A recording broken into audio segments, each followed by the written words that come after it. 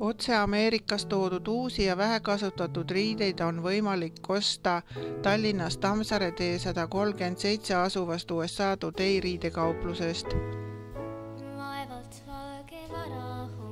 ja Võru kesklinnas Lembitu 2A asuvast rõivakauplusest. Võrus asuv kauplus on avatud esmaspäevast reedeni kella 10 õhtul kella 5 ja laupäeval kella 10 kella 3. Kauba valikut täiendatakse iga päev.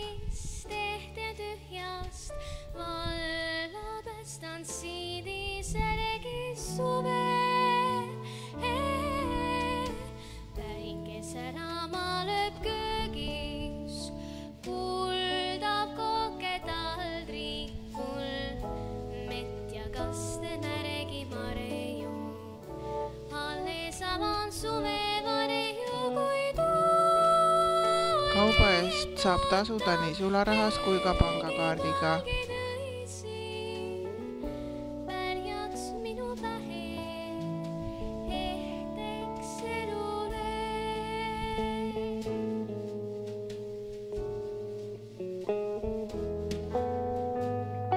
Kauplustes toimuva kohta jagatakse uudiseid Facebookis USA Today Tammsaare ja USA Today Võru.